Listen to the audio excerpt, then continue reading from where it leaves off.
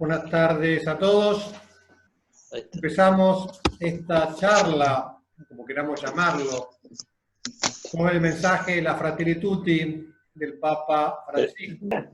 Como se imaginarán, es imposible que en el resto que dure esta charla le podamos hablar de todos los números de la encíclica. Sobre todo lo que quería hacer es dar unas claves de interpretación y de lectura. Entonces ahí está el Papa Francisco firmándolo en Asís, donde quiso ir a firmarla explícitamente para, como toma el nombre la encíclica, de una frase de palabras de San Francisco de Asís, precisamente firmarla ahí. Entonces, primero la introducción, claves de lectura. Mejor silenciar.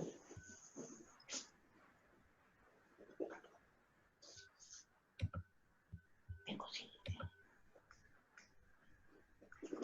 No, está bien, bien. No, sí, bueno.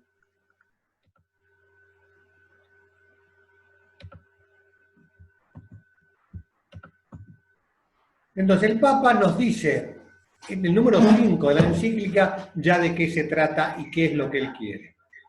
Entonces, dice, cuestiones relacionadas con la fraternidad y la amistad social. O sea, ese es el tema. Él va a hablar de fraternidad entre todos los hombres. Y amistad social, que es la amistad entre los pueblos. O sea, dos niveles. Las personas considerados todos amigos, todos hermanos, y los pueblos de todo el mundo y países amigos. Y lo que hace es que se quise recoger en esta encíclica muchas de estas intervenciones que tuvo a lo largo de su pontificado. O sea, yo puedo decir que quiso hacer una especie de vademecum, en el cual pone por orden muchísimas son citas que él dijo en distintos momentos. Y el número 6 nos da la clave de lectura. No pretenden resumir la doctrina sobre el amor fraterno, sino detenerse en su dimensión universal. O sea, un aspecto del amor, la dimensión universal que tiene, su apertura a todos, que potencialmente el amor no excluye a nadie en todo el mundo. Y lo más importante, además del tema, está en las palabras siguientes. Entrego esta encíclica social. Es decir, le está dando la naturaleza que tiene este documento. Es un documento de la doctrina social de la Iglesia. Cosa que nos detendremos enseguida. Son 287 números, dijimos, tema, fraternidad y amistad social. Y podríamos decir, necesidad de cambiar la lógica para encarar los problemas del mundo desde la perspectiva de la fraternidad y desde el derecho de toda persona. O sea, que esta mirada del enfoque desde el cual se diagnostiquen los problemas, se piensen en soluciones, se encaren y se realicen. Y como decíamos antes, digo yo, una especie de vademecum de su pontificado. Y el hecho que sea una encíclica social da la clave de lectura. Por eso, evidentemente, primero hay que situarla en el contexto de la doctrina social. Porque la doctrina social de la Iglesia se hace con los documentos magisteriales. Entonces tenemos que repasar esos documentos. Ahí puse esta frase, la Rerum Novarum, punto de referencia dinámico de la doctrina social de la Iglesia. Una frase especialmente querida para mí porque es el tema de mi tesis doctoral. Son palabras que Juan Pablo II dijo en su momento y que yo tomé como tema de la tesis. Si alguno quiere leerla, no creo que nadie la quiera leer, tendrá 720 páginas sobre intentando demostrar que la Rerum Novarum es el punto de referencia de la doctrina social. Le renovaron 1891, León XIII. Fíjense que ahí pasan pontificados de San Pío X, que fue relativamente corto, de Benedicto XV, que pobre Papa estuvo en la guerra, y en cambio estuvo sobre todo el problema del modernismo. Y 40 años, ¿por qué? Porque a los 40 años de la Rerum Novarum, 15 de mayo de 1931, para conmemorar este aniversario, Pío XI escribe la 40. Fíjense que las encíclicas sociales suelen coincidir con cataclismos económicos o sociales. 1930, lío económico mundial. Pío XII no escribe ninguna encíclica social. Tiene innumerables radiomensajes. Cuando al Papa le tocó la guerra, en la guerra prefería, había salido la radio, prefería leer mensajes por radio, que así llegaban a todo el mundo. Hay uno famoso que es el radiomensaje del 15 de mayo de 1941 para conmemorar los 50 aniversarios de la Rerum Novarum. Juan XXIII, que hace el 15 de mayo de 1961, publica la Mater Magistri. Que ahí ya empieza la globalización, ya cambia la perspectiva. Hasta entonces era la cuestión obrera el tema central de la doctrina social. Ahora es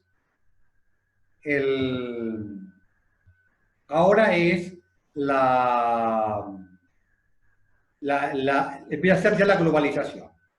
Hay una que no lo he puesto aquí porque es más política que social, de Juan XXIII, que es la Pacem in Terris, porque es sobre el tema de los derechos humanos. La doctrina de los derechos humanos está en la Pacem in Terris del año 63 del Papa Juan XXIII. Otro hito importante en la doctrina social de la Iglesia es la Populorum Progressio de Pablo VI, 1967. Llega el 71, ¿y qué hace Pablo VI el 15 de mayo de 1971? 80 años la Rerum Novarum, es publicar la Catequesis Bene, que no es una encíclica. No me acuerdo si es una carta apostólica, no me acuerdo qué categoría tiene de documento. Aquí nos falla el 15 de mayo, porque como recordarán, el 13 de mayo de 1891, Juan Pablo II sufre el atentado en la Plaza de San Pedro. Por lo cual no pudo publicar el 15 de mayo la Labor Sánchez, que saldrá unos meses después, pero para conmemorar los 90 años de la Rerum Novarum.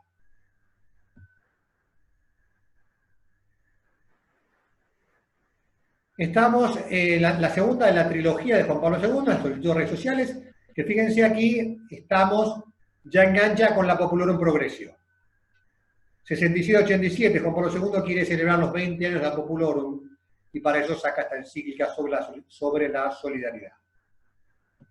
Y la tercera, hablamos de cataclismos mundiales, el año 89 cae el muro de Berlín y Juan Pablo II escribe la 700 años. Benedicto, una encíclica social, Caritas in Veritate, pero de nuevo, ¿qué pasó en 2008? Caen los bancos, crisis financiera mundial. 2009, Caritas in Veritate. Después, el Papa Francisco, dos encíclicas sociales. Laudato Si, sobre el tema ecológico, 2015, y la Fratelli Tutti, que esta vez el cataclismo no es económico, sino que es pandémico. Claramente pienso yo que una cosa que movió al Papa a escribirla fue el COVID. De hecho, habla bastante del COVID, o varias veces del COVID en la encíclica. Por eso hermenéutica, porque para un documento de doctrina social de la Iglesia es distinto que el resto. O sea, en la doctrina social hay tres niveles que hay que distinguir. Principios fundamentales. Los principios fundamentales son principios que no cambian en el tiempo, son estables y que iluminan todo el resto. Principio de solidaridad, principio de subsidiariedad, destino universal de los bienes, una serie de principios que, segundo nivel, son juicios. Los juicios ya son coyunturales, pues son juicios sobre estructuras sobre sistemas, sobre situaciones. Entonces, valen para la situación o la estructura concreta con la que se hizo. Por ejemplo, ¿por qué los papas fueron condenando el comunismo en diversas oportunidades a lo largo del siglo XX? Porque el comunismo va mutando un poco, que filosóficamente no, pero en la práctica políticamente iba mutando y había que ir condenando cosas concretas o sancionando cosas concretas. Pues yo, segundo nivel es de juicios, que es distinto que el nivel de principios. Y el tercer nivel son interpretaciones para la acción. Obviamente, uno la primera le debe una adhesión total porque son principios fundamentales, principios de doctrina. La segunda son juicios son morales sobre cosas. Y la tercera son sugerencias, son orientaciones para la acción, que uno prudencialmente ve cómo las pone en práctica. Por eso es importante distinguir entre los tres y no confundirlos. Porque yo me confundo un principio y tomo una orientación como principio, me hago un cacao mental. Por ejemplo, hay cosas que el Papa propone para el tema de los migrantes que son orientaciones para la acción. En cambio, hay principios, algún principio medio nuevo que promueve que es un principio. Pues hay que distinguirla. Y obviamente, además, hay que leer el contexto de la doctrina social, de todos los demás documentos, porque se inserta ahí. O sea, ningún documento de doctrina social es aislado. Por eso están llenos de citas a los demás documentos. Y aquí tenemos una herramienta fundamental, que es el compendio de la doctrina social de la Iglesia, que pienso yo que está bastante poco difundido. El Pontificio Consejo Justicia y Paz, en el año 2004, publica, dedicado, fíjense lo que dice la dedicación, a Juan Pablo II, maestro de doctrina social, testigo evangélico de justicia y de paz. Fíjense, a Juan Pablo II fue un maestro de doctrina social, a él le tocó resucitar la doctrina social después de una crisis muy fuerte. De hecho, yo defendí la tesis doctoral en el 89, y el contexto de esos años, ¿por qué escribí mi tesis doctoral? Fue demostrar que la doctrina social no era una ideología, como decía la teología de la liberación. La teología de la liberación pretendía que la doctrina social era una ideología que había que dejarlo de lado, que no servía, y que había que asumir el marxismo para resolver los problemas sociales. Y todos los años 80 fue esa elaboración doctrinal sobre este tema. Ahí mi granito de arena fue mi tesis doctoral. Entonces, el compendio, que lo pueden encontrar en la página web de Santa Sede, lo pueden comprar en las librerías, que es un libro gordo, es un vademecum de todo. Ahí está, puse ahí el índice temático, que está al principio. Están todos los temas, uno tiene que buscar sindicatos, derecho de huelga, lo que uno quiera. Está todo. Propiedad privada, todas las voces que quieran. Entonces, uno tiene ahí una herramienta muy buena para saber las cuestiones fundamentales del magisterio. Por eso decía, hermenéutica, ¿cómo interpretarla? Hay que tener en cuenta además que muchos temas participan del misterio humano. Que el hombre es un misterio. Entonces hay que, en realidad, polos que parecen opuestos, que pueden parecer contrarias y que se dan en el hombre, que hay que integrarlos y armonizarlos, que necesitan muchos matices y armonizaciones. Claro, si uno tiene una visión de Canuto de Vic, está en el horno. En general con toda la doctrina católica. O sea, si uno agarra un Canuto de Vic y mira por el Canuto una cosa sola y la absolutiza, es falso. ¿Por qué? Porque está mirando solo un aspecto de la realidad. O sea, evidentemente, yo voy a un elefante y toco la pata. El elefante es pata, no es pata, es todo un bicho que es completo, que se armoniza en todas las cosas. O entonces, ejemplos de esta integración, cuerpo y alma. ¿Qué somos? Cuerpo y alma. Las dos cosas y al mismo tiempo, sustancialmente unidos. Individual y social. ¿Somos un individuo? Absolutamente. ¿Tenemos una dimensión social? Absolutamente. No, el comunismo que suele quedarse con la dimensión social, la visión de Vic, de Canuto de Vic. El liberalismo con la visión de individual. Persona y sociedad. ¿Qué es importante? ¿La persona o la sociedad? Los dos. ¿Qué es primero? Y los dos, porque la sociedad está hecha de personas. No hay personas, no hay sociedad sin personas. Y no hay personas aisladas, no están formando una sociedad. Destino universal de los bienes y propiedad privada.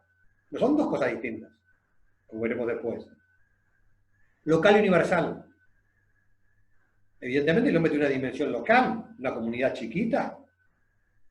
Y lo que pasa en la iglesia. Iglesia local o iglesia universal, y las dos. Libertad y legislación, las dos. Mercado y sociedad, mercado y Estado. O sea, la sociedad tiene que regular el mercado. Y no son alternativas. La sociedad necesita del mercado. ¿No hay economía sin mercado? Iniciativa privada, subsidiariedad, solidaridad. Tres dimensiones absolutamente que derivan de la individualidad del hombre, de la iniciativa personal, de la dimensión social del hombre.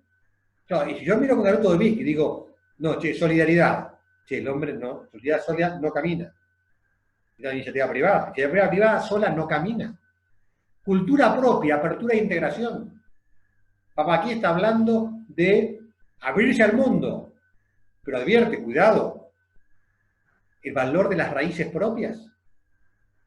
Claro, no es ni raíz propia y me encierro en mi raíz un nacionalismo chato o un universalismo sin espíritu propio.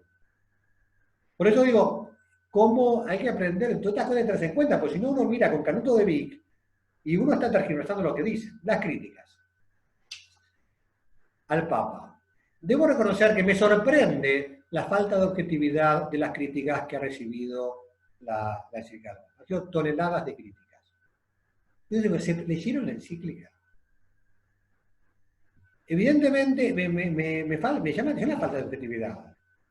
Que el Papa es comunista, que es populista, que es antipropiedad privada, sincretista, porque llama a todas las religiones. ¿Pero qué leyeron? Pues evidentemente, si no hace lectura ideológica, o sea, si uno lee la encíclica con prejuicios, uno encontrará lo que busca. Pero no porque esté, porque lo leo en esa clave. Evidentemente, si yo, mi conocimiento de la encíclica es porque lo escuché a Novarecio, a Piqueto y a Fernández Díaz, y estoy en el hombro. Porque son gente que no son cristianas, además, son gente que toda oportunidad que tienen la usan para atacar a la iglesia. Si yo hago una lectura política o argentina, no, de locos. Porque el Papa escribe para todo el mundo, lo escribe para Argentina. Entonces, claro, si yo digo destino universal de los bienes y lo leo en clave de las usurpaciones en Entre Ríos, y pienso que el Papa escribió eso por las usurpaciones, digo, estoy loco. O sea, sería patético. Ignorancia de la doctrina social, lo que decía antes, si yo tomo las orientaciones para la acción y me pongo histérico y digo, para un cachito, puede haber orientaciones para la acción que a mí no me parezcan prudentes o convenientes, y no pasa nada, porque son orientaciones para la acción. Entonces, el Papa tiene un estilo particular, que puede gustar o no gustar, pero no es la pavada. No hay que confundir lo doctrinal con el estilo. O sea, hay que sopesar el fondo, no perderse en un mar de temas. 3 ejemplos. El Papa dice una de las causas de los males de nuestro tiempo. Escribe. Entre las causas más importantes de la crisis del mundo moderno están una conciencia humana anestesiada y el alejamiento de los valores religiosos. Obviamente esto los medios de comunicación no te lo van a decir. O sea, si vos no lo lees la encíclica, no te enterás. Además del predominio del individualismo de las filosofías materialistas, que divinizan al hombre y ponen los valores mundanos y materiales en lugar de los principios supremos y trascendentes. O sea, la encíclica tiene un valor espiritual y es muy profunda en muchas cosas. Entonces, hay que no perderse en temas anecdóticos o coyunturales. ¿Cuál es la respuesta de fondo a los problemas? El amor. El tema de fondo de la encíclica es el amor. La convicción de que las soluciones técnicas solo serán verdaderas si están inspiradas en el amor y llevadas a cabo en el amor. Y esto no es una utopía. O sea, pedir a la gente que estudie las cosas y que incluya el amor en el estudio, en el análisis técnico. A mí una de las cosas que más me sorprendió de Caritas in Veritate de Benedicto XVI fue que el Papa hablaba ahí de introducir la gratuidad como un valor económico fundamental. O sea, no como esta de la economía. Entonces, yo manejo el mercado con leyes de la economía y además después soy gratuito. Tengo fundaciones, ayudo a los demás. No dice el Papa, decía Benedicto. Tiene que, dentro de los valores de la economía misma, evidentemente, acá lo mismo que dice Francisco. Fíjense, tercera cosa que no te esperarías de la encíclica. ¿Qué necesita la caridad que atraviesa toda la encíclica? La verdad. Hay un fuerte rechazo del relativismo del Papa. Y no lo escribió eso Benedicto XVI, lo escribió Papa Francisco. Hay una serie de principios que debería estar en la base de la solución, que es lo que el Papa propone, una serie de juicios sobre la moralidad de algunas cuestiones, que es importante plantearse. Porque yo ante el drama de las migraciones, yo no puedo taparme los ojos y vivir tranquilo pensando que soy un genio. Y que no tengo nada que hacer. Y mirá, somos parte del mismo mundo. Es decir, de juicios sobre la moralidad. Y hay orientaciones para la acción que salen de ahí. Rapidísimo. Una lista de temas teóricos que trata la encíclica. La verdad como condición de la caridad. El amor universal. La ley natural, sin llamarla así. Como condición de diálogo. No hay diálogo si no hay unos valores comunes fundamentales. Una nueva lógica, destino universal de los bienes, cultura global y cultura local, esa tensión y esa armonización, política y amor, perdón y reconciliación, tema que como veremos le dedica todo un capítulo. Temas prácticos, es una lista rápida, no, muy rápida, no pretendo. Perdón, diálogo, migrantes, derechos no solo individuales, nuestra cultura hasta con el tema del aborto, inventan derechos individuales todos, también derechos sociales, económicos, políticos. Ayuda, pero no desde fuera. Como la mutua ayuda enriquece a todos. Guerra, pena de muerte. Un nuevo modo de hacer política. Necesidad de un orden jurídico, político y económico mundial. Libertad religiosa. Pienso que en esta postal, como se llame, tenemos acá la lista de temas. Hice un índice temático que lo puse en mi blog. O sea, los que quieran ir a www.algunasrespuestas.com encontrarán este índice temático. Me parece que es muy interesante, no solo para cuando uno busca un tema, que si uno dice, a ver, ¿qué dice las mafias? Me voy al número 28. ¿Qué dice el mercado? 168. ¿Qué dice las empresas? 123. ¿Qué dice? Sino también para ver la importancia. Fíjate, amor, es el tema que más habla. Verdad, cantidad de números que Papa habla de la verdad. Violencia, odio, derechos humanos, por supuesto. Y el tema de la indiferencia, individualismo, tema que el Papa extrae desde el principio de su pontificado. Bueno, esto lo dejo como que me pueden encontrar ahí, me parece que es interesante. Vamos al tema del estilo. ¿Cómo llamaría yo el estilo del Papa Francisco? De denuncia profética. Ahí está Jeremías. El pobre Jeremías, como iba denunciando los males que se venían y las cosas, pobre Jeremías la pasó mal. ¿No? Lo vieron persiguiendo. Elías, ahí está Elías, el dibujo ese está peleando con los divinos sacerdotes de Baal. Y ahí está el ángel despertándolo cuando Elías se quería escapar porque lo mataban, no quería saber nada más. El ángel le dice, llevamos Elías, ánimo, a seguir adelante. Entonces, este tema de la denuncia del estilo del Papa. Me quiero detener un momento en esto porque puede gustarte o no, es personal. Cada uno tiene un estilo. Yo no le puedo pedir al Papa, exigir al Papa que tenga un estilo que a mí me guste. Me parece el contenido de la forma. O sea, el estilo de denuncia profética. Vamos a ver, el capítulo 1, perdón, de sombras. En general los papas solían empezar los documentos sociales con las cosas buenas y las cosas malas después. El Papa, sombras. O sea, se va hace una crítica social muy fuerte, pero es verdadera y uno le puede molestar y sentirse, si papá me está insultando. No, no te está insultando. Está describiendo una serie de problemas que tiene la sociedad. Entonces, a veces carga un poco las tintas para hacer más patente el error. Yo voy a poner un ejemplo. Un retiro a monjas. Este es un retiro en mente abierta, corazón de es un retiro del libro, Retiros del Papa antes de ser Papa. Fíjense las cosas que le dice el Papa a los curas. Simplemente se guían por el juego del capricho, por el me gusta o no me gusta. No hay oración, no hay obediencia, no hay oblación de la carne. Y por ello, la generación de esos hombres y mujeres no saben reconocer al hombre dicho carne.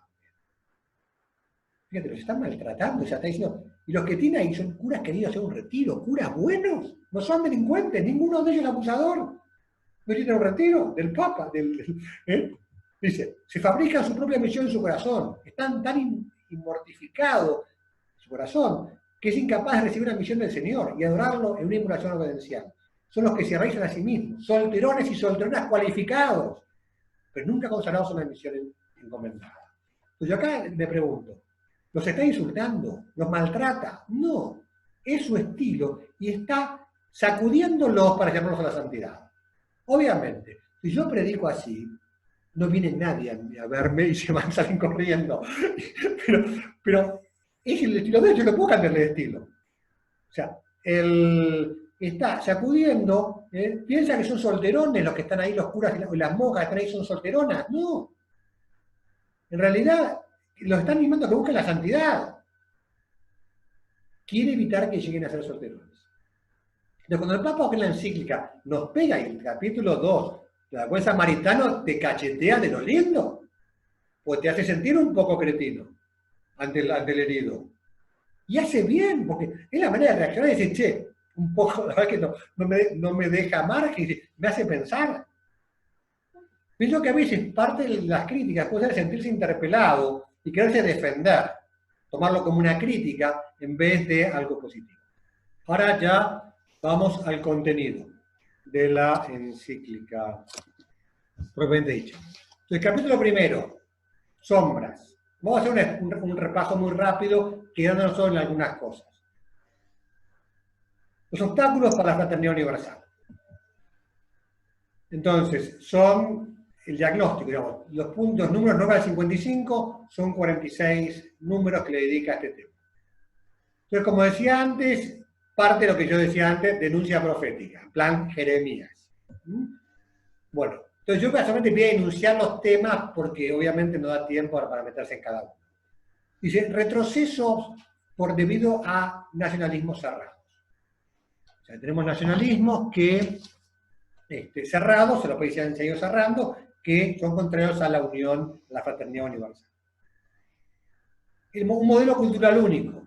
Dice, globalizados pero normanos, que a veces quieren promover e imponer un modelo cultural único, aplastando las culturas locales. Vicios de la política. Una política que polariza, vemos en las elecciones en muchos países, en Estados Unidos, aquí en Argentina. Una política que crea desconfianza hacia la política, que muchas veces está reducida a marketing electoral. Descarte. El descarte con los no nacidos, con los viejos.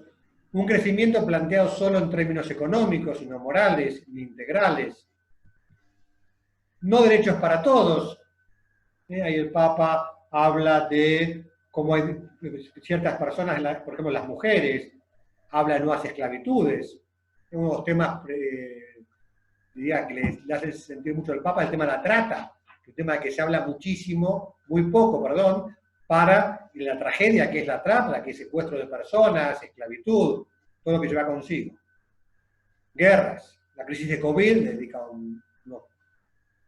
el tema de los migrantes, problemas de comunicación, y termina esta parte, como digo, esta parte que es de sombras, es la... Pues yo reconozco que cuando uno empieza a leerla, lo puede desanimar un poquito, porque la primera es mala onda, no podría decir mala onda, no mala onda, es muy gris todo, porque está diciendo cuáles son los obstáculos. Recién, a partir del tercer capítulo, va a empezar más lo positivo. Fuerte crítica social. O sea, por ejemplo, para algunos pantallazos. El número 30. Los sentimientos de pertenencia a una humanidad, a una misma humanidad se debilitan. Y el sueño de construir juntos la justicia y la paz parece una utopía de otras épocas. La gente está desilusionada. Impera una indiferencia cómoda, fría y globalizada. Ese desengaño que deja atrás los grandes valores fraternos lleva a una especie de cinismo. Es una crítica social bastante potente. El aislamiento y la cerrazón de uno mismo o los propios intereses. Pero como si esto hay que leerlo, parece sentirse desafiado a que no sea así. No como que me está criticando o que me está pegando. Como decíamos en el caso de los curas y los solterones. Esto. Dice, se respira una atmósfera donde la distancia entre la obsesión por el propio bienestar y la felicidad compartida de la humanidad se amplía.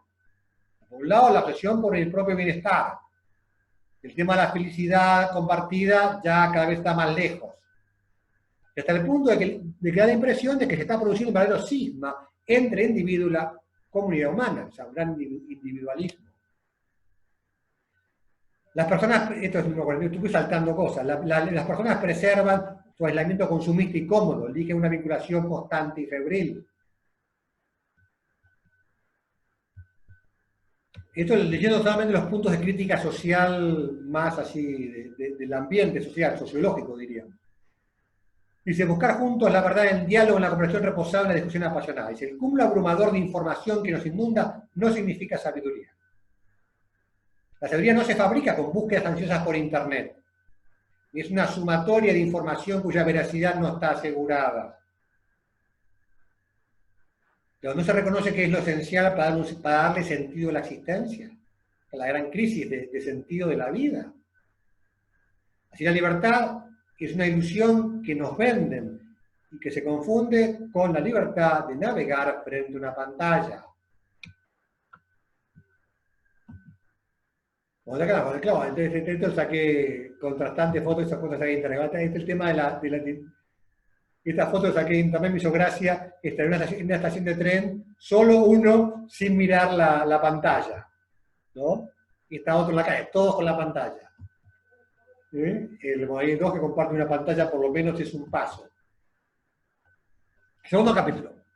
Buen samaritano, el Papa lo que hace es una gran llamada a la no indiferencia y lo que hace es de relatar y comentar la parábola muestra de modo, diría yo, provocativo también. Ocupa 32 números la encíclica. Y es un gran no a la indiferencia. Y pone frente a la alternativa. ¿Quién soy yo? ¿El levita o el sacerdote que pasaron de largo? ¿O soy el samaritano que se ocupó de los demás? Como decía, sacude, pues no enojarse al leerla, yo la recomiendo esto. El buen samaritano, que ahí está ese cuadro, que pasan los dos sin darse cuenta, el samaritano se para, lo atiende, lo carga en su cabalgadura, lo lleva a la posada y le encarga al posadero que lo cuide. Él tiene que seguir su viaje, él no puede quedarse. Y le paga. Fíjense que la parte más larga de la atención del herido es hecha por un profesional, entre comillas, que es el posadero. En estos años, el beato Álvaro de Portillo, comentando esta parábola, hablaba del trabajo profesional, cómo uno, trabajando bien, haciendo bien su trabajo, está ayudando a muchísima gente. Y está siendo buen samaritano, como un buen samaritano también el posadero. Bueno, esto no quita que, evidentemente, el empeño por ocuparse de los problemas de la gente. Pues este capítulo lo pasamos rápido, está la parábola y las cosas que el Papa dice para meditar. Tercer capítulo, pues son 8. Pensar y gestar un mundo abierto. O sea, las bases para la apertura mental y para la apertura de corazón, para encarar y solucionar los problemas del mundo. Pues aquí estamos con 40 números. Como ven, más o menos los números de los capítulos, salvo el 2 que es un poco más corto, son más o menos parejos. Insisto, el tema que más habla el Papa es el amor. Acá dice cosas lindísimas, creo que hay unas citas después, de cómo el amor realiza a la persona. Cómo buscar una sociedad que incluya a todos. Esos son como temas de varios números. Les voy acá haciendo un hiper resumen, de hecho, en esta página del PowerPoint va a aparecer todo el capítulo, o sea, hay 40 números, se ven que es un resumen muy resumido. Y acá a mí me sorprendió. Un principio que dice que es elemental. Obviamente, como principio, pensándolo, obviamente es válido, yo le voy a decir el principio. Después será muy difícil cómo lo concretamos. Pero dice, el principio elemental dice lo que vale un ser humano. Es el valor que tiene cada ser humano. Y habla de un derecho a vivir con dignidad y a desarrollarse íntegramente. Evidentemente, nadie lo puede negar como derecho humano. Obviamente después habrá que ver cómo realmente, si es un derecho, habrá que, toda la sociedad tiene que empeñarse en que ese derecho se pueda ejercer. Pues vivir con dignidad, que es más que lo mínimo existencial, y es desarrollarse íntegramente como cada uno según sus potencialidades. Habla aquí del error de los derechos humanos solo individuales. O sea, de una visión individualista de los derechos humanos, que parece que como muchas veces se plantea en las sociedades occidentales, además una creación de derechos que muchas veces son derechos que no existen. Aquí el Papa habla de la manipulación de muchas palabras que se usan y que se las gasta y se le quita el valor verdadero, como derechos humanos, por ejemplo.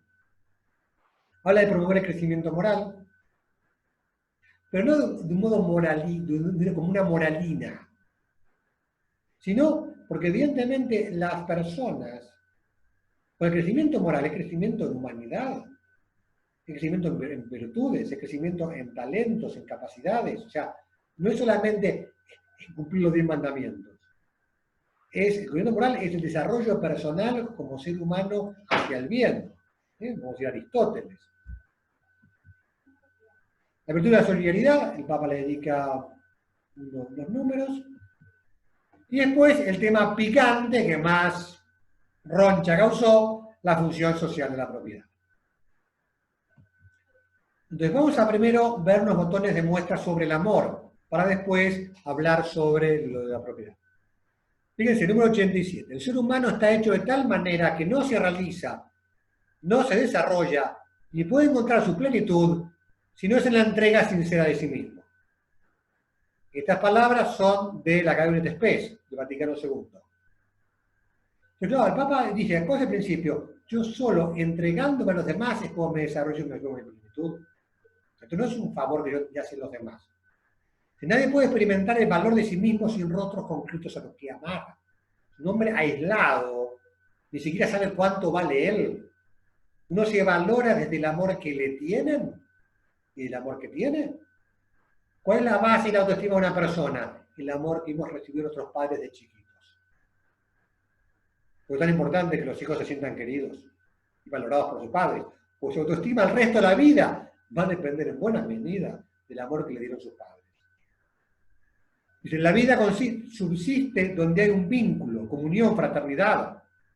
Es una vida más fuerte que la muerte cuando se construyen sobre relaciones verdaderas y lazos de fidelidad. Todo el tema del amor, Papa, te digo, es el tema que más habla el Papa y es un encanto para meditar y para trabajar. Hechos para el amor. Hay en cada uno de nosotros una ley del éxtasis. Salir de sí mismo para hallar en el otro un crecimiento en el ser. Evidentemente, sin los demás no crecemos.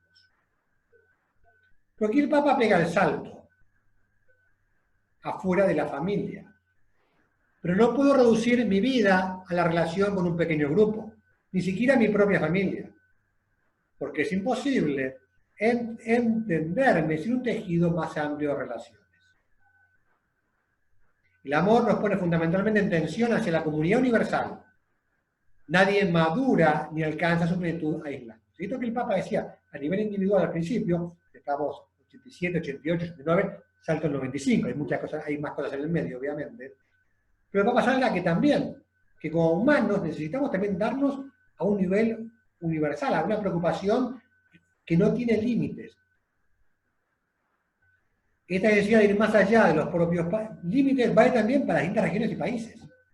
Acá el Papa arma un lío bárbaro, porque, señores, el bien común no se limita al bien común nacional. Cada país tiene responsabilidad para afuera. Y si hay un aspecto de apertura universal del amor que no es geográfico sino existencial, es la capacidad cotidiana de ampliar mi círculo, de llegar a aquellos que espontáneamente no siento parte de mi mundo de intereses, o que estén cerca de mí. Pues todo un desafío aquí de crecimiento personal y crecimiento del amor. El amor que se extiende más allá de las fronteras tiene en su base lo que llamamos amistad social, en cada ciudad o en cada país. Por eso, el amor en la familia, el amor en la ciudad, el amor en el país. Quien no ama a sus conciudadanos, menos puede amar a los que están lejos. Y tampoco lo aclara, no estoy proponiendo un universalismo autoritario y abstracto, o sea, impuesto desde arriba, digitado, planificado por algunos, presentado como un supuesto sueño en orden a homogeneizar, dominar y expoliar. Esto no es un amo del mundo, de Benson. Y vamos al tema de la propiedad privada. Vamos a León XIII. Fíjense, León XIII, en la Rerum Novarum, 23 años antes, León XIII fue un profeta increíble. Porque 23 años antes de la existencia del primer país comunista, ya dijo, señores, esto no va a andar. Esto no puede caminar porque es contra la naturaleza humana. Y de hecho, como pasó, el comunismo se cayó por el peso económico, que no funcionó. Pero bueno. Entonces, respondiendo al tema de la propiedad privada, fíjense cómo empieza a fundamentar la propiedad privada León XIII del siglo XIX. Dice, el que Dios haya dado la tierra para usufructarla y disfrutarla a la totalidad del género humano, no puede oponerse en modo alguno a la propiedad privada. Fíjense qué interesante. Él hace depender la propiedad privada del derecho universal a los bienes. O sea, esto no lo inventó Francisco, esto viene desde siempre. Papá, de hecho, visita padres de la Iglesia. En el compendio, dice, el principio del destino universal de los bienes de la tierra está en la base del derecho al uso de los bienes. Está un derecho natural, derecho originario, el derecho universal a los bienes. Fíjense que esto es Pío XII en 1941, celebrando los 50 en la Rerum Novarum. Pío XII, que yo creo que nadie puede, si hay algo a lo que Pío XII no se lo puede acusar es de comunista. Y Pío XII dice, el derecho originario es el derecho universal a los bienes. Pablo VI. Los prioritarios respecto a cualquier intervención humana sobre los bienes, a cualquier ordenamiento jurídico de los mismos, a cualquier sistema y método socioeconómico. O sea que la propiedad privada está subordinada al otro. ¿Alguien hecho algo distinto en Fratelli Tutti? Es lo que dice. De hecho, perdón, pero que no hay oposición, sino que, vamos a ver, la propiedad privada es esencial. ¿Qué pasa? El Papa está hablando de ocuparse de los demás. Si el Papa estuviera hablando a un régimen comunista, estaría hablando de la propiedad privada. La propiedad es esencial. No hay libertad sin propiedad privada, para empezar. Porque yo, para ser libre, necesito poder tener plata. O sea, tener autonomía. La autonomía la dan bienes económicos. Una familia no puede existir si no tiene unos bienes básicos. O sea, la vida del ser humano es es esencial. Y el destino universal de los bienes se concreta en la propiedad privada. O sea, si no sería una utopía. O sea, se hace real. ¿Qué pasa? Evidentemente, que sea secundario no quiere decir que sea menos importante. De hecho, siempre se habló de función social de la propiedad. Y Juan Pablo II hablaba de hipoteca social de la propiedad. De hecho, vamos a ver, en Argentina, es un robo del Estado lo que hace con los impuestos. O sea, hay demasiado impuesto. O sea, acá necesitamos más propiedad privada de alguna manera, perdón, pero no menos. Pero eso no está opuesto. no es opuesto, destino universal de los bienes, preocuparse por los demás, que todos tienen derechos a los bienes básicos de la tierra, no está peleado con la propiedad privada. Porque ese tipo que necesita para vivir un mínimo de bienestar, Santo Tomás de Aquino, en el siglo XIII, decía que para vivir la virtud hace falta un mínimo de bienestar. O sea, no puedo ser santo, no puedo ser un buen tipo, si no tengo una base. Claro, si yo hubiera sido la vía 31, no estaría acá. Por eso digo, la propiedad es fundamental para todos. Por eso digo, el Papa lo último que quiere es atacar la propiedad privada. Por eso me parece una lectura que es solamente para atacar al Papa. Bueno, capítulo 4. 2 retos. Papá, el capítulo 4 habla de los retos de la migración y ayuda pública, la ayuda mutua de los países. Son 25 números. Los 2 retos. Migrantes. Acá el Papa, evidentemente, es uno de los grandes temas del que tiene el corazón el Papa, y uno tiene derecho a cada tema que le importe más que otro, obviamente. Y el Papa los migrantes le quitan el alma. O sea, la gente que muere en los primeros viajes que hizo fue a Lampedusa, cuando había naufragado aquel bote de migrantes que venían de África. Y dice que los desafíos son complejos. El Papa no dice esto soplar hacia botellas. Esto es muy complicado. Pero hay que encararlo, por más complicado que sea. 4 verbos: acoger, proteger, promover e integrar. Y habla de un derecho también interesante. Derecho a encontrar dónde satisfacer necesidades básicas, realizarse íntegramente. Fuerte. Uno tiene derecho a encontrar en el mundo un lugar donde satisfacer sus necesidades básicas. Es lo que hicieron mis abuelos cuando vino a vivir a Argentina. Y los argentinos somos un país de inmigración. Evidentemente el Papa lo que dice también, en hablar de las migrantes, es que hay que crear las condiciones para que la gente no tenga que irse. Que es parte esencial de la solución del problema. Tenemos que resolver qué pasa con los que se van, pero ¿cómo hacemos para que no se vayan? Pero para que no se vayan no porque están en la cárcel, sino para que no se vayan porque tienen condiciones básicas y se pueden entrar. Y hace 16 respuestas, 16 temas. Con los 16 lo conté yo, no por el número. Hace una lista de temas que necesitan respuesta inmediata. Dejo migrantes porque daría el resto de la charla, puede hablar de todo lo que dice el Papa. Mutua ayuda. La mutua ayuda beneficia a todos. Claro, no es de arriba para abajo, dice el Papa. Cuidado solidario, gratuidad, no todo es comercio. Dice, la calidad de un pueblo se mide por la capacidad de pensar como familia humana. Claro, en el fondo, así como nuestra calidad humana se da, la medimos también cuando encontramos con un necesitado, de cómo reaccionamos. Un enfermo, y claramente la grandeza está en enternecernos, compadecer, etc. Pues como pueblo también nos medimos en cómo pensamos en los demás, como familia humana. Después es muy interesante, cuando habla del mundo abierto, la tensión que hay entre lo global y lo local. Dice, hay 2 extremos. Un universalismo abstracto, acultural, que homogeneizaría a todos los pueblos culturalmente, y un encierro cultural.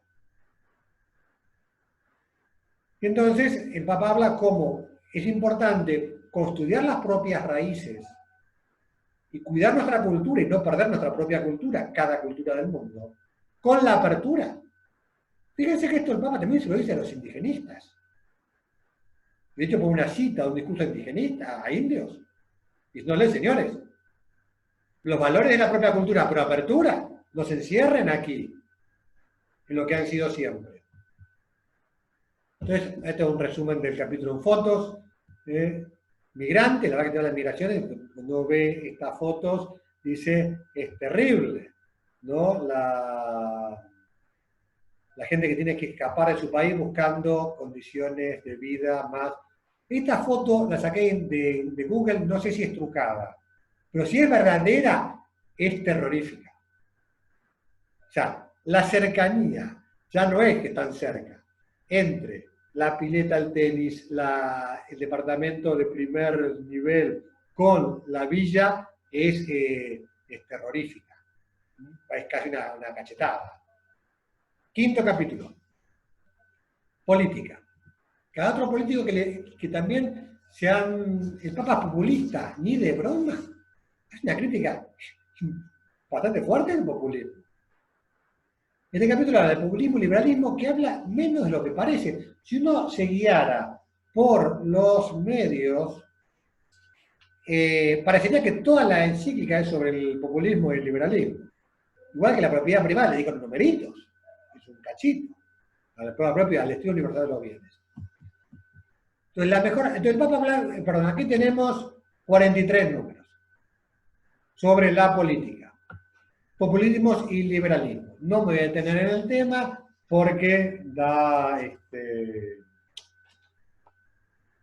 me parece que no da demasiado, habla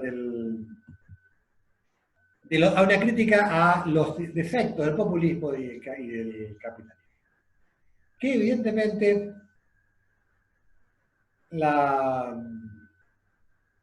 hay una cosa que tener en cuenta. Mi padre no habla de comunismo porque ya prácticamente no hay países comunistas. Yo me acuerdo hace muchos años haberle escuchado a un gran autor que tiene un libro sobre doctrina social de la Iglesia, un chileno, don José Miguel Ipáñez Langlois, una charla en Roma. El exponer claramente la gran diferencia. Dice, la Iglesia condena el comunismo. El comunismo es un sistema cerrado, filosófico, completo. Por lo cual no es reformable, es rechazable en plano. La Iglesia condena los excesos del capitalismo. Tiene una diferencia fundamental. Una cosa es rechazar el marxismo que no tiene arreglo porque se basa en principios filosóficos falsos, del capitalismo que se basa en principios muchos cristianos que adquieren en el capitalismo extremo una forma deformada y que por tanto hay que corregir. Entonces, la propiedad privada, que no es absoluta, la libertad de iniciativa, que necesita que el mercado, que necesita que el Estado regule, son una serie de cosas que evidentemente hay diferencia. Bueno, caridad necesaria para todo. Te puedo hablar de ese tema, por eso lo liquido. Calidad necesaria para todo. Papá, vuelve a hablar aquí de Karen, de Camón. El mercado no alcanza, hay que cambiar el corazón. Y esto, claro que... Y papá habla de un tema que no viene de ahora. Viene de Paulo VI. Todos los papas, desde Paulo VI, han hablado de la conveniencia de una autoridad mundial. Debo reconocer, para mí, que estoy siempre la autoridad, para mí siempre ha sido un misterio. Porque no le veo como le papas. Y me parece complicadísimo, pero bueno. En el sentido, el Papa aquí habla, pues, ¿cómo debe ser la política? Pues, estoy súper resumiendo, no sometida a la economía. O sea, evidentemente, todos los países del mundo votamos con el bolsillo. Y, che, pará, no votes solo con el bolsillo. Hay otros valores muy importantes, hay una visión más amplia de la política.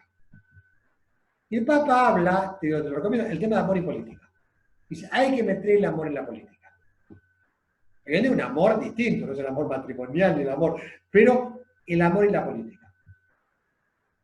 Y acaba hablando de los derechos básicos no satisfechos. Hambre, techo, salud, trata y saber escuchar. Para el tema del populismo, solamente una frase, en la 162. El gran tema es el trabajo.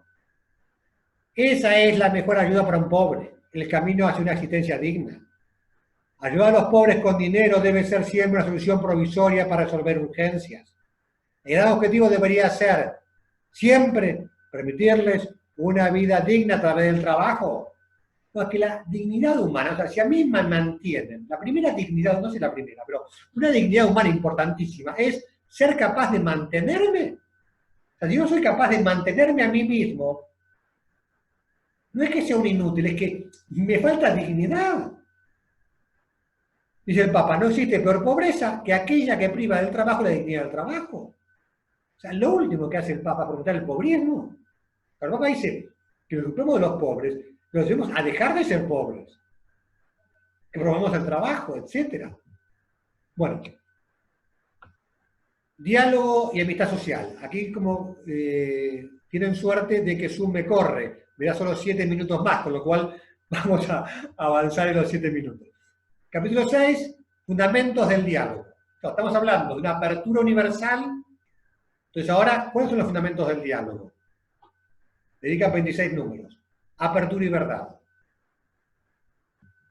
apertura, respeto, comprensión, interdisciplinaridad. El Papa habla de que hace falta que las distintas disciplinas científicas se reconecten, y claro, obvio, fundamental. El tema de apertura, respeto, comprensión. Si vamos a, perdón, a Stephen Covey, el cuarto hábito, buscar comprender antes que ser comprendido. No es tan obvio esto. Si yo no busco comprender antes que me comprendan, no hay manera de diálogo. Porque hasta que el otro no perciba que yo lo empiezo a comprender, él jamás me va a comprender a mí. Bueno, fundamento de los consensos. Acá esto es monumental. Yo no me hubiera esperado al Papa hablando de la ley natural. No la menciona como ley natural. Dice, el fundamento de los consensos es la verdad, no el relativismo. Los derechos humanos se quedan sin fundamento, sin verdad. Queda solo reducido al utilitarismo. Esto con otro estilo lo podría haber escrito todo esto Benedicto XVI. Valores permanentes, o sea, lo que es válido para todos, dice el Papa, tenemos que llegar a temas éticos, morales, que sea aceptado por todo el mundo, tenga religión o no, los agnósticos, todos. O sea, una ética común. Porque tiene que haber que, para el gran problema de la modernidad, con haber abolido la metafísica de alguna manera, es que nos hemos quedado sin valores comunes, sin verdad, sin verdad en temas morales. La cultura del encuentro, un estilo de vida, reconocer al otro, amabilidad, interesante. Claro, es que es imposible el diálogo sin amabilidad. Yo acá, perdón, te voy a ir más rápido. El relativismo no es la solución. Papa Francisco, número 206. En vuelo de una supuesta tolerancia termina facilitando que los valores morales sean interpretados por los poderosos según las conveniencias del momento.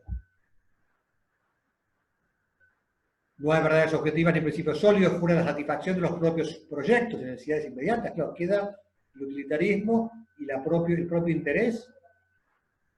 Cuando es la cultura la que se corrompe y ya no se reconoce verdad objetiva, o unos principios finalmente válidos. Fíjense, dice el Papa, o sea, ¿cuándo se corrompe una cultura? Cuando no se aceptan principios universalmente válidos. Bueno, esto perdón que no lo leo porque si no... Esto es por el tema del aborto, porque yo estoy con el tema pro vida.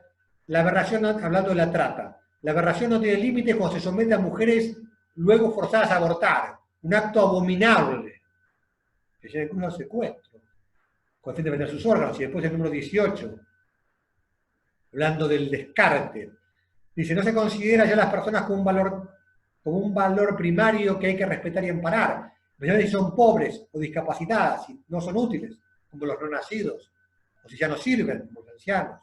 El tema del aborto aparece aquí también. Bueno, capítulo 7, caminos de reencuentros. Impresionante, me parece que para la Argentina vale muchísimo, para todo el tema de la guerra de los 70, es para estudiarlo y trabajarlo. 45 números.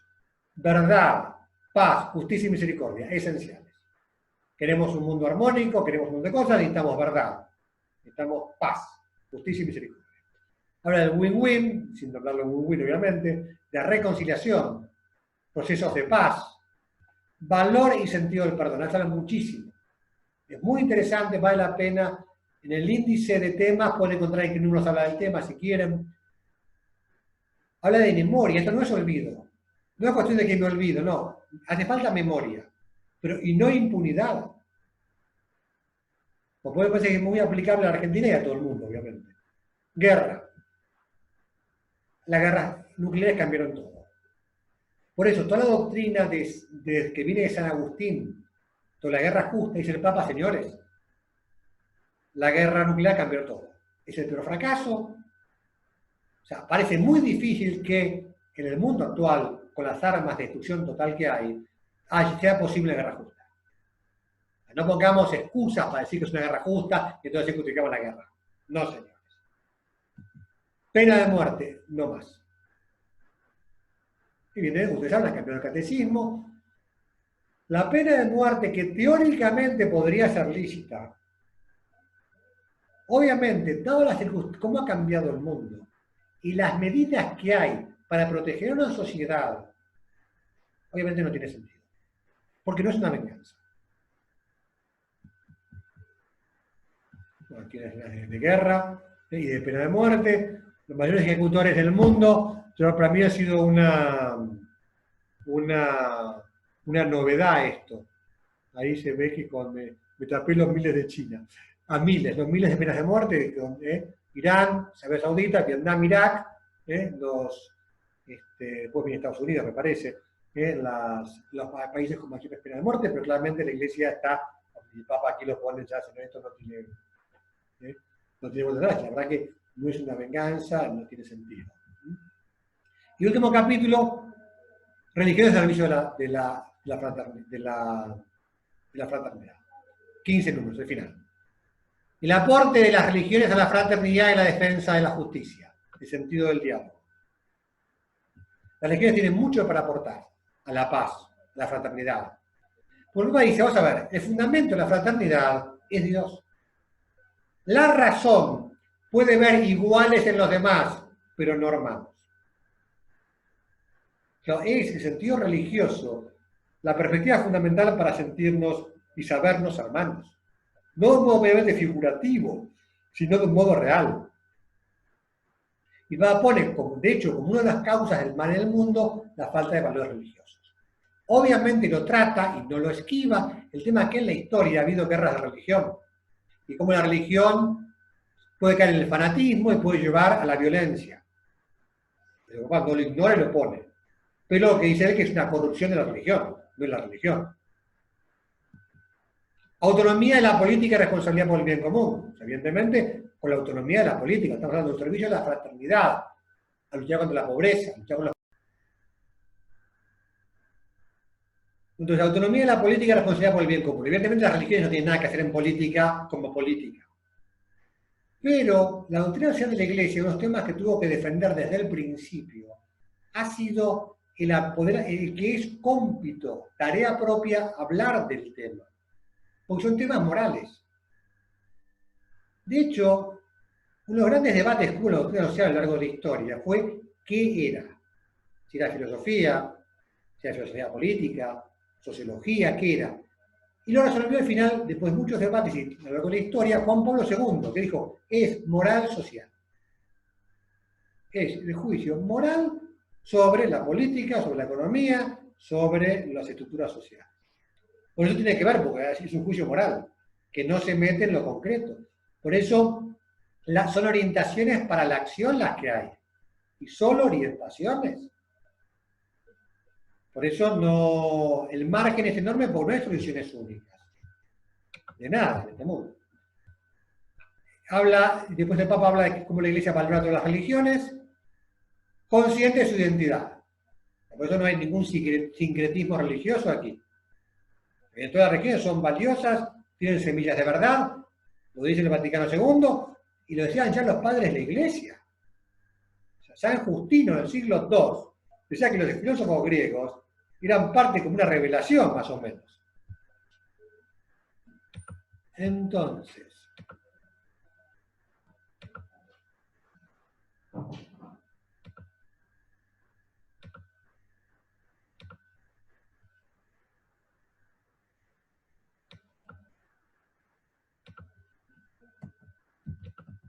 después, el Papa, la libertad religiosa es el último tema más importante, que es un tema que la libertad religiosa del mundo sufre muchísimos ataques.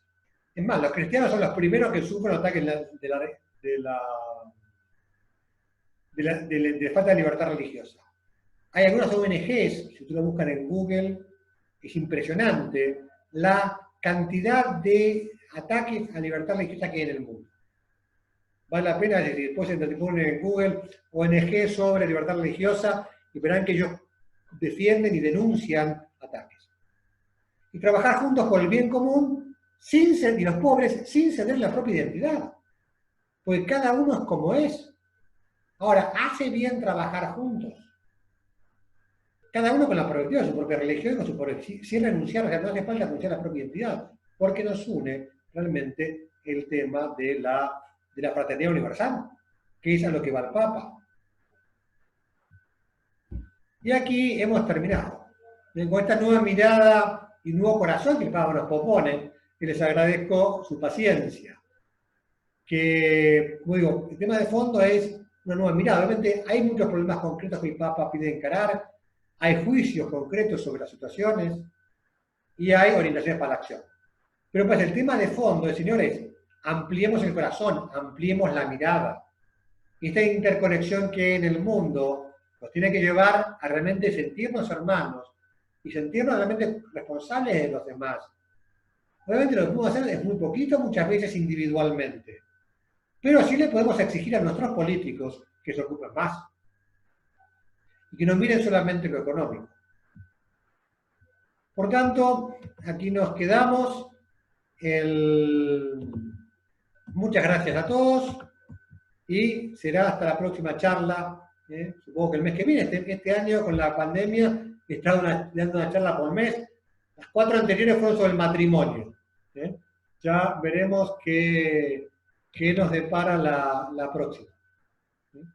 Bueno, así que saludos a todos y muchas gracias por la paciencia.